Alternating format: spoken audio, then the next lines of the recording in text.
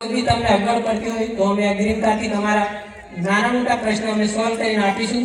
બસ વધારે ના કહેતા, મને આજે બોલવાની તક આપી એ બદલ આખી ટીમ અને વેર પ્રાથમિક શાળાના પરિવારગણને હું આભાર માનું છું। જય હિન્દ, જય ભારત।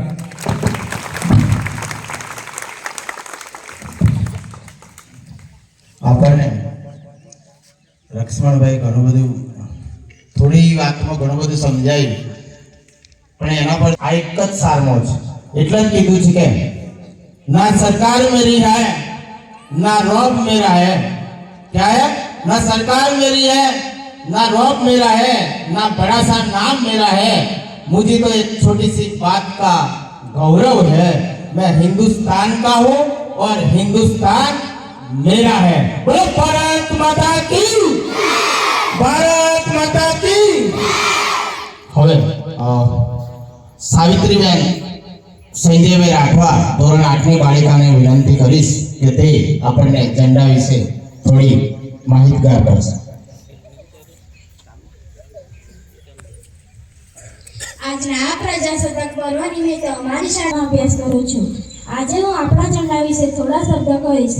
દરેક દેશનો ઝંડો પોતાના નાગરિકોને ભાવનાનું પ્રતીક હોય છે। આપણા દેશનો ઝંડો તિરંગો પણ ભારતીય નાગરિકોને ભાવનાનું પ્રતીક છે। આપણા દેશનો ઝંડો તિરંગો છે। ઉપરનો રંગ કેસરી, વચ્ચે સફેદ અને નીચે લીલો।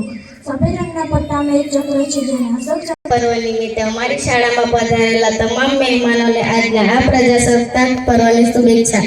મારું નામ રાઠવા હેતલબેન જયપાલભાઈ છે। હું ધોરણ 8માં અભ્યાસ કરું છું। આજે હું ગાંધીજી વિશે થોડા શબ્દ કહીશ। આપણા રાષ્ટ્રપિતા મહાત્મા ગાંધીનું નામ કેવળ ભારતમાં જ નહીં પૂરા વિશ્વમાં પ્રસિદ્ધ છે। તેમનું શાળામાં પધારેલા તમામ મહેમાનોને આજના પ્રજાસત્તાક પર્વની શુભેચ્છા। મારું નામ રાઠવા નૈનાબેન રણછોડભાઈ છે। હું ધોરણ 8માં અભ્યાસ કરું છું। આજે હું ડૉક્ટર બાબા સાહેબ આંબેડકર વિશે થોડા શબ્દ કહીશ। ડૉક્ટર ભીમરાવ આંબેડકરનો જન્મ 14 એપ્રિલ 1891માં મધ્યપ્રદેશના મહુ ખાતે થયો હતો। તેમના પિતાનું નામ રામજી માલોજી સખ્યાપાલ અને માતાનું નામ ભીમાબાઈ હતું। તેમના પિતા મિલિટરીના સુબેદારના હોદ્દા પર હતા અને લશ્કરીના શાળાના હેડ માસ્ટર હતા।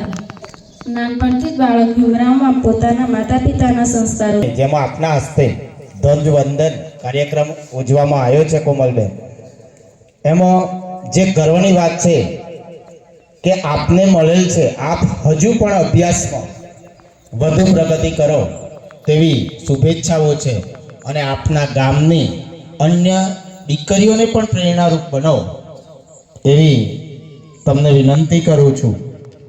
આપને સન્માનતા શાળા પરિવાર, શાળા વ્યવસ્થાપન સમિતિ તેમજ ગ્રામજનો ગૌરવ અનુભવે છે।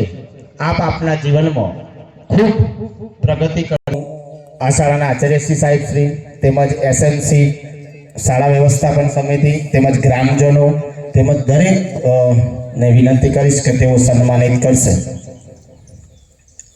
બારિયા કોમલબેન વિક્રમભાઈ।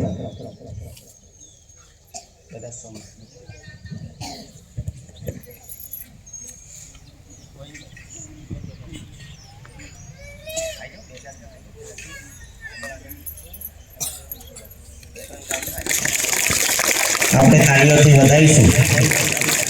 ભારત માતા કી। જે 2025-26માં જે જન્મેલા બાળકો છે તેમના નામ બોલીશ।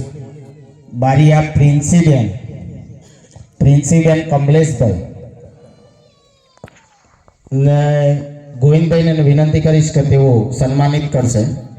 પછી રાઠવા જીનલબેન નિલેશભાઈ, લક્ષ્મણભાઈને વિનંતી કરીશ કે તેઓ, પછી સનીસાબેન આવી બરાબર, એટલે પોતપોતાનું સ્થાન આપણે બેન્ચીસો મૂકી છે ત્યાં ગ્રહણ કરી લઈશું। અને બાળકો અને પછી આપણે હળવો નાસ્તો પણ બનાવ્યો છે, એટલે હળવો નાસ્તો લઈને આપણે છૂટા પડીશું।